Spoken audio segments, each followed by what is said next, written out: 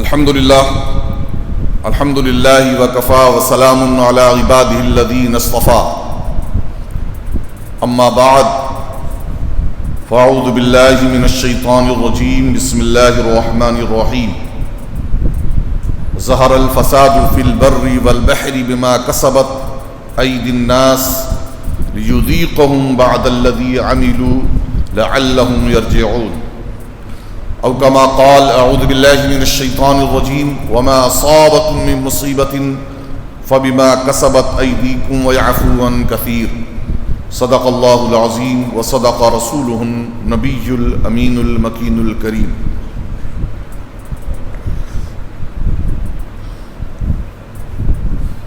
اس وقت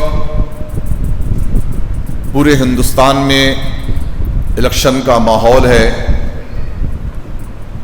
اور ہر ایک بندہ دوسرے سے پوچھ رہا ہے کہ اونٹ کس کروٹ بیٹھے گا۔ 19 اپریل سے لے کر 1 جون تک 7 مراحل میں یہ الیکشن ہونا ہے، جس کے کئی مراحل گزر چکے ہیں، کچھ مراحل باقی رہ گئے ہیں۔ اس کا انتخاب کا نتیجہ جو آنا ہے وہ 4 جون کو نتیجہ آنا ہے کہ اب آنے والا جو وقت ہوگا وہ کیسا ہوگا، حکومت ہوگی تو کیسی ہوگی، صورتحال ہوگی تو کیسی ہوگی۔ اوپر سے لے کر نیچے تک ہر سمجھدار دیش پریمی انسان کو یہ بات سمجھ میں آ چکی ہے، چاہے وہ کسی دھرم سے تعلق رکھتا ہو، کسی طبقے سے تعلق رکھتا ہو، لیکن اسے بات یہ سمجھ میں آ گئی ہے اگر وہ اندھ بھکت نہیں ہے اور مسلم دشمنی کا عنصر اس کے دل و دماغ میں گھسا ہوا نہیں ہے، تو وہ سمجھ چکا ہے کہ اگر اس بار بی جے پی اقتدار میں آ گئی تو پورا دیش تباہ ہو جائے گا۔ ڈاکٹر بھیم راؤ امبیڈکر کا بنایا ہوا نہ بھارت کا آئین باقی رہے گا، نہ امن و امان رہ جائے گا، نہ خوشحالی رہ جائے گی، اور نہ ہی دوبارہ ملک میں کوئی الیکشن ہونا ہے۔ پوری طریقے سے یہ دیش ڈکٹیٹر کے چنگل میں چلا جائے گا اور نظام اتھل پتھل ہو کر رہ جائے گا۔ اس لیے ساری اپوزیشن جماعتیں اور غیر متعصب سیکولر مسلم غیر مسلم اپنے اپنے طور پر پوری شد و مت کے ساتھ بی جے پی بھگاؤ دیش بچاؤ کے سلوگن کے ساتھ میدان میں ہیں۔ یقیناً وہ اقتدار میں اگر آتی ہے تو صرف مسلمانوں کا نقصان نہیں ہونا ہے، دوسروں کا بھی نقصان ہونا ہی ہونا ہے۔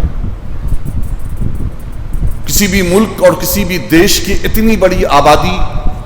کا اگر سوشل بائیکاٹ کیا جائے اور اسے الگ کرنے کی کوشش کی جائے تو ممکن نہیں ہے کہ اس کے اثرات اس دیش کے دوسرے لوگوں پر بھی پڑے۔ یہ دیش چونکہ اتنا بڑا ہے اور اتنی ریاستوں میں، اتنے شہروں میں بٹا ہوا ہے اور اتنے الگ الگ رنگ و نسل کے، تہذیب کے، تمدن کے، کلچر کے لوگ یہاں بستے ہیں کہ کوئی بھی شخص بہت آسانی کے ساتھ اس پر اپنی تھیوری کو نہیں چلا سکتا ہے اور اپنی منمانی نہیں کر سکتا ہے۔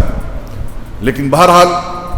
ان تمام چیزوں کے باوجود سب سے بڑا نقصان اگر کسی کو ہونا ہے تو وہ مسلمانوں کو ہونا ہے۔ اس حوالے سے میں نے پہلے بھی بہت ساری باتیں عرض کی ہیں کہ اس میں کوئی شک نہیں ہے کہ اگر یہ حکومت آ گئی تو مسلمانوں کی دینی شناخت، مقدس مقامات، آثار و علامات اور وہ سب کچھ جو مسلمان کو مسلمان بناتی ہے ختم کر دیا جائے گا، جس کی شروعات تو پہلے گزشتہ کئی سالوں سے جس کی شروعات ہو چکی ہے، مگر اسے مکمل انجام دینے کے لیے اب بس تیاری چل رہی ہے کہ آئندہ جب ہم برسر اقتدار آ جائیں تو بچا کچا کام بھی ہم مکمل کر دیں۔ سیاسی اعتبار سے تو بھلے ہی بھاجپا کی زمین سرکتی ہوئی نظر آ رہی ہے اور ان کے बड़े बड़े नेताओं का हाल ये है कि औल फौल बक रहे हैं, चेहरे उनके अभी से स्याह पड़ रहे हैं और हालात उनके लिए साजगार नहीं हैं। लेकिन हाँ, जिस तरीके से उन्होंने चोरी, डकैती, लूट मार और करप्शन का एक माहौल बना रखा है और इलेक्शन कमीशन से लेकर पूरी तरीके से कोर्ट और अदलिया तक को उन्होंने जो खरीद लिया है या डरा कर रखा है या अपनी मनमारी करवा रहे हैं, उसकी वजह कर ये कहा जा सकता है कि सिर्फ आवाम के फैसले से भी कुछ नहीं होने वाला है। ये जो चोरी और जिस तरीके के करप्शन का मामला है, ये उसके जरिया कोई भी इख्तदार ये हासिल कर सकते हैं और कहीं तक भी पहुंच सकते हैं। बहरहाल मैं आपको ये बताना चाहता हूँ, बहुत से लोग इसी में मस्त हैं कि अब हालात अच्छे हो जाएंगे और कांग्रेस बरसरे इख्तिदार आ जाएगी तो हमारे अच्छे दिन आ जाएंगे। तो ये हमारी गलत फहमी है। अल कुफ्र मिल्लतुन वाहिदा, कुफ्र आपस में एक मिल्लत की तरह है और मुसलमानों का भला, या यूं कह लीजिए किसी भी कौम का भला कोई दूसरा उस वक्त तक नहीं कर सकता है जब तक कि वो कौम खुद अपनी भलाई के लिए जिद्दोजहद न करे और कोशिश न करे। और ये भी मैं बता दूं, अगर हुकूमत बदल भी जाए और कोई दूसरी हुकूमत आ जाए तो शायद मुसलमानों के लिए फिर भी जो जुल्म का दरवाज़ा है, उनके साथ जो नाइंसाफियों का मामला है, वो ख़त्म नहीं होने वाला है। क्योंकि ये जो हुकूमतें बनती हैं और बिगड़ती हैं, और से सुन ले, जो हुकूमतें बनती हैं और बिगड़ती हैं, हुक्मरान बरसरे इख्तदार आते हैं और गिरते हैं। अवाम पर जो हुकूमत मुसल्लत होती है वो अज़ खुद नहीं होती है, ये भी अल्लाह तबारक व तआला की जानिब से निज़ाम कुदरत का एक हिस्सा है कि जब कौम मुजरिम बन जाए तो अल्लाह तबारक व तआला उन्हें मुख्तलिफ तरीक़ों से सज़ा देता है। और उसमें एक सज़ा देने का तरीक़ा ये है कि जालिम हुक्मरान और जालिम हुकूमत उनके ऊपर मुसल्लत कर दी जाती है। आज हम देखें कि आज वो कौन सी बुराई है जो हमारे अंदर नहीं है। कौन सी बुराई है? झूठ हमारे अंदर, मकरो फरेब हमारे अंदर, हिर्सो बुख्ल हमारे अंदर, रियाओ दिखावा हमारे अंदर, सूदो जना हमारे अंदर, रिश्वत हमारे अंदर, जुल्म ज़्यादती हम करते हैं, कत्ल गारत गरी का बाजार हम गर्म कर रहे हैं। एक मुसलमान दूसरे मुसलमान का भला चाहने के लिए तैयार नहीं, बल्कि उनके खून से वो खुद होली खेल रहा है। गद्दारी, मफाद परस्ती, इलाकाई तासुब, जात पात का भेदभाव और तमाम मसलकी मशरबी फ़िरक़ाबंदी, दीन के नाम पर फितना व फसाद। जी हाँ, बज़ाहिर दीन जिसे हमें कहते हैं ना, आज दीन के नाम पर भी फितना फसाद फैलाया जा रहा है। वो बड़े बड़े जुब्बा व दस्तार वाले बहुत सारे कामों को और ज़रूरी मसाइल को छोड़कर वो उम्मत में तफरकाबाजी फैलाने में लगे हुए हैं, फ़िरक़ाबंदी करने में लगे हुए हैं। गैर ज़रूरी तकरीरें, गैर ज़रूरी बयानात और गैर ज़रूरी बातें जिससे अवाम का कोई लेना देना नहीं है, उसको वो बताने के लिए तैयार नहीं है। अवाम नहीं जानती कि अल्लाह तबारक व तआला की शान वहदानियत क्या है, वो नहीं बताते। हुजूर की शान रिसालत क्या है, वो नहीं बताते। नबियों, फरिश्तों, फरिश्ते कौन होते हैं, उनके बारे में नहीं जानते। आखिरत के बारे में नहीं बताते। ये जो ईमान मुजमल और ईमान मुफस्सल है, जिस पर ईमान रखना, अकीदा रखना, मानना, जानना और दिल से उसे तस्लीम करना, जो हर मुसलमान के लिए ज़रूरी है, इस पर तकरीरें नहीं होती हैं। तकरीरें किस पर हो रही हैं साहब? मशरब पर तकरीरें हो रही हैं, मसलक पे तकरीरें हो रही हैं, फ़रोई बातों पर तकरीरें हो रही हैं, और छोटी छोटी बातों को लेकर हाल ये हो रहा है कि ईमान व कुफ्र का मसला बना दिया जा रहा है। जो हकीकतन ईमान व कुफ्र का मसला है, हमारी बच्चियां इर्तिदाद की शिकार हो रही हैं। कितने उलमा हैं जो अपनी बच्चियों को इर्तिदाद के शिकार से बचाने के लिए जिद्दोजहद कर रहे हैं या बयान कर रहे हैं।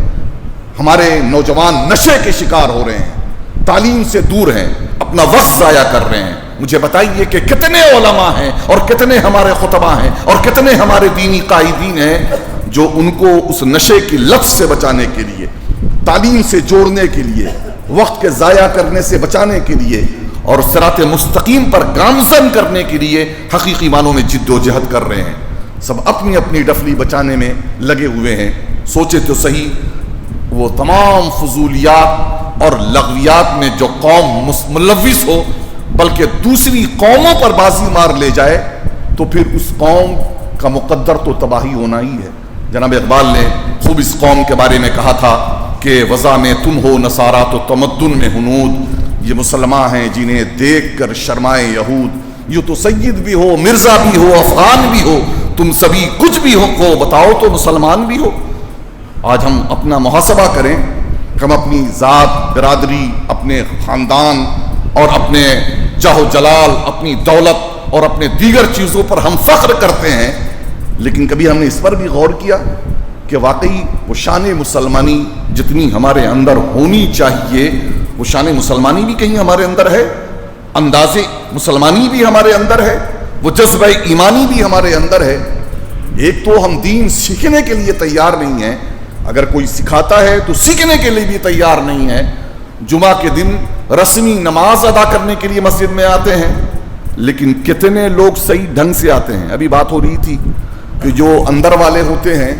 وہ تو کسی نہ کسی طریقے سے بیان سن بھی لیتے ہیں، لیکن باہر والوں کا حال یہ ہوتا ہے کہ وہ بیٹھ کر خوش گپیوں میں ملوث ہوتے ہیں. تقریباً ہمارا 50% جمعے کی نمازیوں کا حال یہ ہوتا ہے کہ وہ سب سے آخر میں آتے ہیں اور سب سے پہلے مسجد سے بھاگنے کی کوشش کرتے ہیں. 50% نمازیوں کا یہ حال ہوتا ہے، جن کے لیے اکثر بیانات ہوتے ہیں، جن کو بیان سننا چاہیے، جن کو بیان کی ضرورت ہے، وہ مسجد میں ٹکنے اور رکنے کے لیے تیار نہیں ہوتے ہیں. تو سوچئے تو صحیح کہ سماج اور سوسائٹی اور معاشرے میں انقلاب آئے تو کیسے انقلاب آئے. لوگ کہتے ہیں کہ علماء تقریریں کر رہے ہیں، تقریریں نہیں کر رہے ہیں، یا ان کی تقریروں سے فرق نہیں پڑ رہا ہے. بھیا فرق پڑے تو کیسے پڑے؟ وہ جن کے لیے تقریریں کی جاتی ہیں وہ تو سننے کے لیے تیار نہیں ہیں. پہلے میلاد شریف کا ایک کلچر ہوتا تھا، گھروں میں میلاد شریف، محلے میں میلاد شریف، نکڑ پر میلاد شریف. تو اس بہانے کم از کم مسجد میں جمعہ میں بیان نہ سننے والے بھی اپنے گھر، اپنے نکڑ اور اپنی گلی میں جمع ہو جاتے تھے، اور چاہ نہ چاہ کر بھی اللہ رسول کی بات ان کے کانوں تک پہنچ جایا کرتی تھی. یہاں تو حال یہ ہے کہ اب وہ میلاد شریف کا ماحول بھی ختم ہو گیا. اب بڑی کانفرنسز ہوتی ہیں، بڑے جلسے ہوتے ہیں رات بھر کے. حال یہ ہوتا ہے کہ قد آدم اشتہار ہے. معلوم کیجئے لوگ کتنے بیٹھے ہوئے ہیں، پتہ چلا کہ 50 لوگ تھے بیٹھے ہوئے، ہے نا. اشتہار اتنا بڑا، پیسہ خوب خرچ کیا اس پر. رزلٹ کیا مل رہا ہے؟ کچھ بھی رزلٹ نہیں مل رہا ہے. معذرت کے ساتھ عموماً ہمارے جلسے جو ہو رہے ہیں وہ مارکیٹنگ کے لیے ہو رہے ہیں. مدرسے کی مارکیٹنگ، اپنی خانقاہ کی مارکیٹنگ، اپنی تنظیم کی مارکیٹنگ، یا دوسری چیز کی مارکیٹنگ لوگوں کو بتانے کے لیے. ایک زمانہ تھا کہ بڑے بڑے جلسے تحریک پیغام اسلام کے بینر تلے بھی ہوئے، ہے نا. یہ جناب شہنواز بھائی بیٹھے ہوئے ہیں، کہاں کون سی جگہ پر ہم لوگوں کا پروگرام نہیں ہوا، اور الحمدللہ لوگ آتے بھی تھے. بہت اچھا اس کا رزلٹ اور نتیجہ بھی آتا تھا. لیکن بعد میں ہم نے دیکھا کہ جس طریقے کا جتنا خرچ اس پر ہے اور جتنی محنت اس پر ہے، بجائے اس کے کہ ہم اس پر انرجی ضائع کریں، ہم چھوٹا سا جلسہ کریں، ہم چھوٹا سا پروگرام کریں اور اسی میں لوگوں کو دعوت دینے کی کوشش کریں. سوشل میڈیا کا دور ہے، اس لیے سوشل میڈیا کے ذریعے اپنے پیغامات کو دور دور تک پہنچانے کی کوشش کریں. یہی وجہ ہے کہ آج ویڈیو ریکارڈنگ کے ذریعہ آن لائن ہمارے بیانات کو الحمدللہ لوگ دور دراز تک سنتے ہیں اور دور دراز تک اپنا پیغام پہنچا ہوا ہے. یہ ہمارے سید اویس صاحب تشریف لائے ہیں بامبے کے علاقے سے، اپنے بچوں کے داخلے کے لیے آئے تھے. تو یہ ایک زمانے سے ہم کو فالو کر رہے ہیں، ان کی اہلیہ بھی فالو کر رہی ہیں. بہت خوشی ہوئی کہ وہ سنتی ہیں، اور بات انہوں نے کہی کہ آپ کی جو تقریر ہوتی ہے وہ ٹو دی پوائنٹ ہوتی ہے، جو قوم کو ضرورت ہے. لایانی لغویات اور فضولیات پر آپ کی گفتگو نہیں ہوتی ہے، اس لیے ہم لوگ توجہ سے سنتے ہیں. آج یوں تو یوٹیوب پر جا کر سرچ کرنے والے جو اصلاحی بیانات ہوں گے اس کو نہیں سنیں گے. جہاں اختلافی جو مسئلہ ہوتا ہے نا، اس کا ویورز دیکھیں آپ، اس کو ہزاروں میں لوگوں نے سنا ہوا، کبھی کبھی ملین میں ہے، جو ایک دوسروں پر کیچڑ اچھالنے والا ہے، ایک دوسروں پر تنقید کے سوا کچھ اور نہیں ہے، گالی بازیاں چل رہی ہیں، اس کے سننے والے، کیونکہ ہمارا مزاج اور ہمارا دل و دماغ جو ہے نا، وہ ہمارا دل و دماغ بھی عیش پرست ہو گیا ہے، اور دین کو بھی ہم نے اسی سانچے میں ڈال دیا ہے۔ عزیزان محترم، جب ہمارا معاشرہ، ہماری سوسائٹی، ہماری فکر اتنی گندی ہو جائے تو پھر اللہ تبارک و تعالی دوسری طرح کے عذابوں کے ساتھ ساتھ یہ بھی عذاب دیتا ہے کہ ایسے حکمرانوں کو جو ہمیں گالیاں دینے والے ہوتے ہیں ہمارے سروں پر مسلط کر دیتا ہے۔ دنیا بھر کے غیر مسلم مفکرین کا یہ متفقہ فیصلہ ہے کہ دنیا کا سب سے بہترین نظام اگر کوئی ہے تو وہ نظام اسلام ہے، اور دنیا کی سب سے بدترین قوم اگر کوئی ہے تو وہ قوم مسلم ہے۔ جارج برنارڈ شاہ کا یہ قول میں نے کئی بار پیش کیا ہے، کہتا ہے love Islam but I hate Muslim because they don't practice Islam, کہ میں اسلام سے تو محبت کرتا ہوں لیکن میں مسلمانوں سے نفرت کرتا ہوں، کیونکہ مسلمان وہ قوم ہے جو اسلام کی تعلیمات پر عمل نہیں کرتی ہے۔ یہی وجہ ہے کہ اسلام آج تباہی کا شکار ہے۔ عزیزان مسلم، میں آپ کو بتا دوں کہ یہ غیروں کے آج ہمارا حال یہ ہے کہ مسلمانوں کے گھر میں صاف و شفاف، ہمارے گھروں میں صاف و شفاف میٹھے پانی کی نہریں بہ رہی ہیں، چشمہ بہ رہا ہے، لیکن ہم غیروں کے گدلے اور کھارے پانی کی طرف بھی مانگ رہے ہیں اور اس کی طرف حسرت بھری نظریں ڈال رہے ہیں۔ جس فحاشی اور عریانیت سے اہل مغرب تنگ آ چکے ہیں اس سے جان چھڑانا چاہتے ہیں، وہیں دوسری جانب انہی حیا سوز حرکتوں سے مسلمان بڑے شوق سے اپنا رہے ہیں۔ یہ شادیوں کا دور چل رہا ہے نا، آج بھی جمعے کے بعد ایک نکاح ہونا ہے، شادیوں کا دور چل رہا ہے۔ مجھے تو حیرت ہوتی ہے کہ پردے میں رہنے والی وہ خواتین، وہ بچیاں کو آخر کیا ہو جاتا ہے کہ جب کوئی پارٹی ہوتی ہے، کوئی شادی ہوتی ہے تو وہ اپنا سارا پردہ، ساری حیا، سارا حجاب طاق پر رکھنے کے بعد انتہائی بے حیائی کے ساتھ پارٹی ہالوں میں جاتی ہیں۔ میں نے پہلے بھی بیان کیا، بار بار بیان کیا، اور شادی ہالوں میں آج حال یہ ہوتا ہے کہ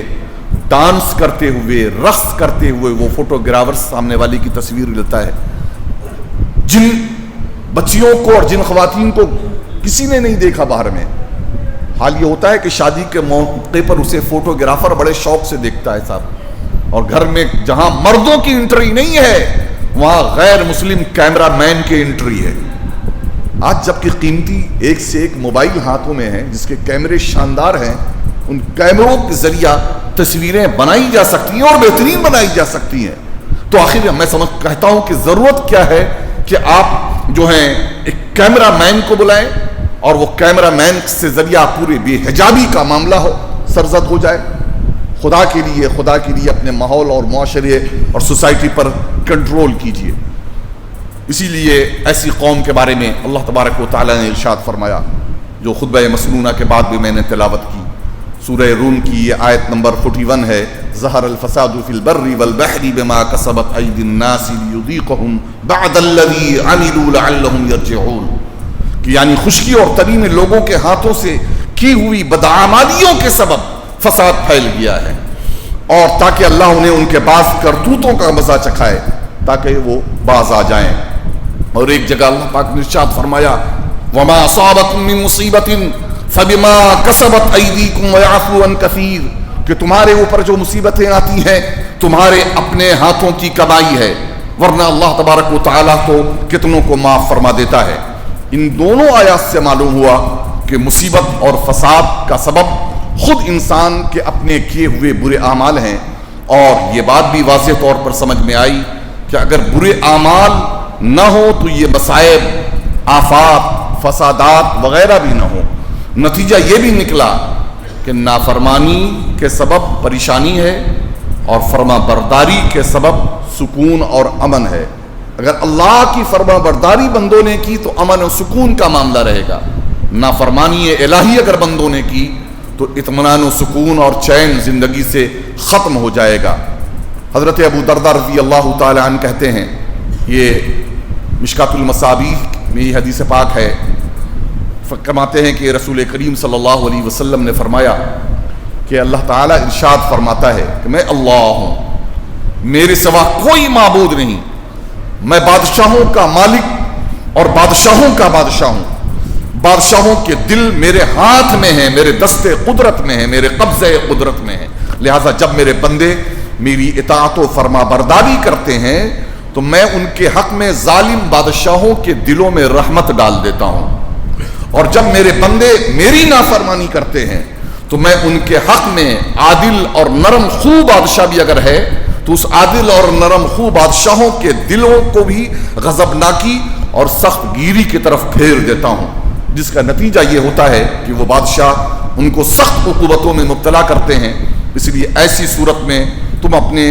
آپ کو ان بادشاہوں کے لیے بد دعا کرنے میں مشغول نہ کرو کہ اللہ یہ مودی کی حکومت چلی جائے، اے اللہ یہ یوگی کی حکومت ختم ہو جائے، اے اللہ بھاجپا کی حکومت ختم کر دے، اور اے اللہ فلاں پارٹی کی حکومت لا دے۔ اس میں اپنے آپ کو مبتلا نہ کرو، بلکہ کیا کرو؟ فرمایا گیا بلکہ میری بارگاہ میں، اللہ فرماتا ہے میری بارگاہ میں تضرع و زاری کر کے اپنے آپ کو میرے ذکر میں مشغول کر دو، تاکہ میں تمہیں ان بادشاہوں کے شر سے بچا لوں۔ بادشاہ ظلم نہیں کرتا ہے، اس کا دل میرے دستے قدرت میں ہے، دستے قدرت میں ہے۔ یعنی اللہ چاہے تو وہ جو آج اسٹیج سے کھڑے ہو کر مسلمانوں کو گالیاں دے رہا ہے، اور اگر آپ مسلمانوں کو کپڑوں سے پہچانو اور یہ وہ ہیں اور یہ وہ ہیں، کل وہی ہو سکتا ہے کہ اس کے دل میں ایسی نرمی آ جائے اور ایسی محبت کا معاملہ ہو جائے۔ اس ویڈیو کو تو میں نے نہیں دیکھا، لیکن چلتے ہوئے میرے کان میں وہ آواز آئی کل ہی شاید، کہ جس میں کہہ رہا کہ میں مسلمانوں کا دشمن نہیں ہوں اور یہ ہوں اور وہ ہوں۔ بات سمجھ میں آ گئی کہ زمین سرک رہی ہے، مسلمانوں کا کچھ ووٹ بھی اگر میری طرف آ گیا تو ہماری حکومت بچ سکتی ہے، ورنہ تو میری کشتی ڈگمگا رہی ہے۔ تو یہ اس کی زبان نہیں ہے، زبان سے پہلے دل کا معاملہ ہوتا ہے۔ یہ اللہ تبارک و تعالیٰ کا دست قدرت کا معاملہ ہے۔ بندہ عاجزی، انکساری، تضرع اختیار کرے اور اللہ کے حضور گڑ گڑائے تو اللہ تبارک و تعالیٰ چاہے تو دل پھیر دے، ورنہ کیا ایسے مسلم حکمران نہیں ہیں کہ اس دیش میں مسلمانوں کا رہنا مشکل ہو گیا ہے؟ یہ بات حقیقی ہے کہ کتنا ہی یہاں ہمارے ساتھ دشمنی کا معاملہ ہو، لیکن ہم بہرحال اپنی بات کہنے کے لیے آزاد ہیں۔ یہاں 10-20 نہیں، ہزاروں کا مجمع آج بھی ہو رہا ہے، اور شاندار تقریریں ہو رہی ہیں اور اپنے باتیں کہی جا رہی ہیں ہر جگہ، کہیں کہیں کچھ معاملہ ہو جائے تو ہو جائے، لیکن ہر جگہ یہ چیزیں چل رہی ہیں۔ لیکن دبئی، کویت، قطر، عمان یا سعودی عربیہ ہے کسی کو مجال کہ 50 لوگ ایک جگہ پر جمع ہو جائیں اور دین کے نام پر دین کا ہی جلسہ کر لیں، اپنی بات رکھ دیں، حکومت وقت کے خلاف کچھ بول دیں؟ پتا چلا کہ حکومت تو ہے مسلمانوں کی، لیکن مسلمانوں کو وہاں وہ آزادی جو اس دیش میں آزادی ہے، وہ ان مسلم ملکوں میں بھی وہ آزادی نہیں ہے، کیونکہ مسلمان حکمران تو ہیں، لیکن اللہ تبارک و تعالیٰ نے ان مسلم حکمرانوں کے دل اللہ کے دست قدرت میں ہیں، ان کے بدعمالیوں کی بنیاد پر اللہ نے ان کے دل کو سخت بنا دیا ہے، سخت بنا دیا ہے۔ تو اللہ چاہے تو کفار و مشرکین حکمرانوں کے دل کو بھی ہمارے لیے نرم بنا دے، اور اللہ چاہے تو مسلم حکمرانوں کے دل کو بھی مسلمانوں کے لیے سخت بنا دے۔ اس لیے یہ وقت اللہ تبارک و تعالیٰ کی طرف رجوع کرنے کا ہے۔ عزیزان محترم، اسی طریقے سے حضرت امام بہقی نے حضرت کعب رضی اللہ تعالیٰ عنہ سے ایک روایت نقل کی ہے کہ اللہ تعالیٰ ہر زمانے کا بادشاہ اس زمانے والوں کے دلوں کے حالات کے مطابق بھیجتا ہے، اور حضرت امام حسن بصری رحمۃ اللہ تعالی علیہ کا یہ مشہور قول ہے، فرماتے ہیں امالکم اعمالکم کما تکونون یولا علیکم، یعنی تمہارے حکمران تمہارے اعمال کا عکس ہوتے ہیں، تمہارے حکمران تمہارے اعمال کا آئینہ ہوتے ہیں، یا یوں کہہ لیں کہ تمہارے حکمران تمہارے طرح کے ہوتے ہیں، تم جیسے ہوگے تمہارے حکمران بھی ویسے ہی ہوں گے۔ اگر تمہارے اعمال درست ہوں گے تو تمہارے حکمران بھی درست ہوں گے، اور اگر تمہارے اعمال خراب ہوں گے تو تمہارے حکام بھی خراب ہوں گے، یعنی جیسی عوام ہوگی ویسے حکمران ہوں گے۔ حضرت منصور ابن الاسود رحمہ اللہ کہتے ہیں کہ میں نے امام اعمش رحمہ اللہ سے اس آیت وَكَذَلِكَ نُوَلِّي بَعْدَ الظَّالِمِينَ بَعْدًا بِمَا كَانُوا يَكْسِبُونَ کے بارے میں پوچھا، اس آیت کا معنی یہ ہوا کہ اور یوں ہی ہم ظالموں میں سے ایک کو دوسرے کو پر مسلط کرتے ہیں۔ تو انہوں نے پوچھا امام اعمش سے، اپنے استاد سے، کہ حضور یہ آیت کے بارے میں آپ کیا فرماتے ہیں، کیا مطلب اس آیت کا ہے؟ انہوں نے فرمایا کہ میں نے صحابہ رضوان اللہ علیہم سے اس بارے میں سنا ہے کہ جب لوگ خراب ہو جائیں تو ان پر بدترین حکمرات مسلط کر دیے جاتے ہیں۔ اس آیت مبارکہ میں ظلم کرنے والوں کے لیے بڑی نصیحت ہے، چنانچہ معروف مفسر قرآن حضرت سیدنا اسماعیل حقی رحمۃ اللہ تعالی علیہ اس آیت کریمہ کے تحت لکھتے ہیں کہ یعنی جس نے ہم نے جنوں اور انسانوں کو رسوا کیا یہاں تک کہ انہوں نے ایک دوسرے سے فائدہ اٹھایا، اسی طرح ہم ظالموں میں سے ایک کو دوسرے پر ان کے اعمال کی وجہ سے مسلط کر دیتے ہیں، اور ظالم کے ذریعہ ہم پکڑ فرماتے ہیں۔ اس آیت کریمہ میں ظلم کرنے والوں کو تنبیہ کی جا رہی ہے کہ اگر وہ اپنے ظلم سے باز نہ آئے تو اللہ تعالیٰ ان پر دوسرا ظالم مسلط کر دے گا اور انہیں ذلیل و خوار اور تباہ و برباد فرما دے گا۔ علماء تفاسیر کے مطابق اس آیت میں ہر قسم کے ظالم داخل ہیں۔ ہم یہ تو کہتے ہیں کہ فلاں پارٹی ہمارے اوپر ظلم کر رہی ہے، ہم تو یہ تو کہتے ہیں کہ RSS والے ہمارے اوپر ظلم کر رہے ہیں، بجرنگ دل والے ہمارے اوپر ظلم کر رہے ہیں، ہم یہ تو کہتے ہیں کہ فلاں بندے نے ہمارے اوپر ظلم کیا، لیکن ضرورت اس بات کی ہے کہ ہر بندہ خود کا محاسبہ کرے کہ کہیں ایسا تو نہیں ہے کہ ہم بھی کسی نہ کسی پر ظلم کر رہے ہیں، کیونکہ ظلم کی بڑی لمبا معاملہ ہے۔ وہ شخص جو گناہ کر کے اپنی جان پر ظلم کرتا ہے، گناہ کرنا بھی جان پر ظلم کرنا ہے، تو حاکم یا افسر یا عوام اپنے ماتحتوں پر ظلم کرتا ہے۔ اسی طریقے سے تو تاجر جعلی اشیاء، ملاوٹ والی چیز فروخت کر کے خریداروں پر ظلم کرتا ہے۔ یعنی آپ بزنس مین ہیں، ڈنڈی مار رہے ہیں نا، اس میں ملاوٹ آپ کر رہے ہیں، تو یاد رکھیے یہ بھی آپ خریداروں پر ظلم کر رہے ہیں، یہ بھی ظلم ہے۔ اسی طریقے سے جو عمرہ، اہل ثروت زکوٰۃ و خیرات کی صحیح ادائیگی نہیں کرتے، وہ فقراء اور مساکین پر ظلم کر رہے ہیں۔ جو لڑکے والے جہیز کے بوجھ تلے داب کر دیتے ہیں، وہ لڑکی والوں پر ظلم کرتے ہیں۔ جہیز کا جو ڈیمانڈ کرتے ہیں وہ لڑکی والوں پر ظلم کرتے ہیں۔ جو باپ یا بھائی اپنی بہنوں کو اور بیٹیوں کو وراثت میں حصہ نہیں دیتے ہیں، وہ اپنی بہنوں اور اپنی بیٹیوں پر ظلم کرتے ہیں۔ بات سمجھ میں آ رہی ہے؟ آج ہمارے سوسائٹی میں ہندوؤں کی طرح ہمارے یہاں بھی معاملہ چل پڑا ہے کہ جو جہیز دے دیا، اب اس میں کچھ حصہ تو بن نہیں گیا، جتنا ہمارا بنتا ہے اس سے زیادہ تو ہم بیٹی کو اپنے یا اپنی بہن کو ہم نے جہیز دے دیا ہے، اب وراثت میں اس کا کوئی حصہ نہیں بنتا ہے۔ یاد رکھیں یہ ہندوانہ کلچر ہے، یہ ہندوانہ فکر ہے، اسلام سے اس کا کوئی تعلق نہیں ہے۔ اس لیے اپنی بیٹی کو جہیز دے نہ دیں، آج حال تو یہ ہے کہ اگر کوئی جہیز سامنے والا نہیں بھی مانگتا ہے تو اپنی ناک رکھنے کے لیے اور معاشرے، سوسائٹی اور سسرال میں ہماری بیٹی راج کرے، اس کے لیے قرض لے کر اپنے اوپر بوجھ لاد کر وہ زبردستی سامنے والے کو جہیز دیتے ہیں۔ لیکن اگر کہا جائے کہ بھئی وراثت میں بھی حصہ دو، مکان اگر تمہارا ہے، دکانیں تمہاری ہیں، جائیداد اگر پراپرٹی ہیں، بیٹوں کو اگر ڈبل دے رہے ہو تو بیٹیوں کو بھی کم از کم سنگل دینے کا حکم قرآن دیتا ہے، اللہ کے رسول دیتے ہیں۔ لیکن افسوس بیٹیوں کو وراثت میں حصہ ہم غیروں کی طرح نہیں دے رہے ہیں۔ نہ جانے کتنی بہنیں ہیں کہ جنہوں نے شکایتیں مجھ سے کی ہیں کہ حضرت ذرا میرے بھائی سے آپ کہیں کہ جو انہوں نے ابا کے وراثت میں ابا کے مال پر اور دوسری چیزوں پر، جائیداد پر قبضہ کیا ہوا ہے، کچھ ہم لوگوں کا بھی حصہ بنتا ہے، کچھ ہمیں بھی دے دیا جائے۔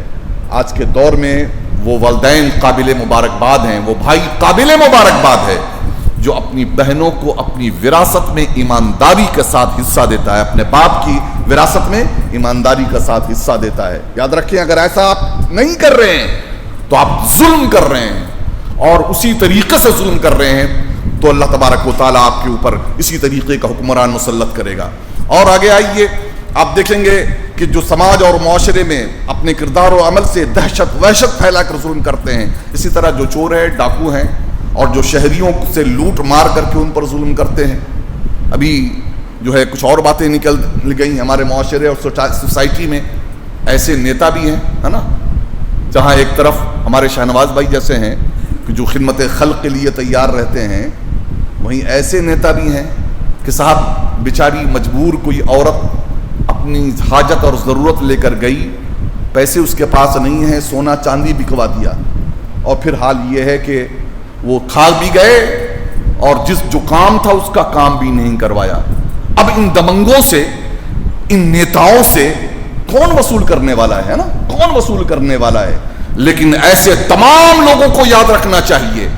دنیا میں تم سے کوئی وصول نہیں کر سکے گا, لیکن اللہ تبارک و تعالیٰ دنیا پر ہی تمہارے اوپر کوئی نہ کوئی ظالم مسلط کر دے گا, ہے نا. ہر ایک کے اوپر بندہ ایک ہے, تمہارے اوپر کوئی نہ کوئی ظالم مسلط کر دے گا اور تمہاری اوقات بتا دے گا. اور مرنے کے بعد کل میدان قیامت میں تو ہر ایک کو جھک مار کر کے دینا ہی دینا ہے,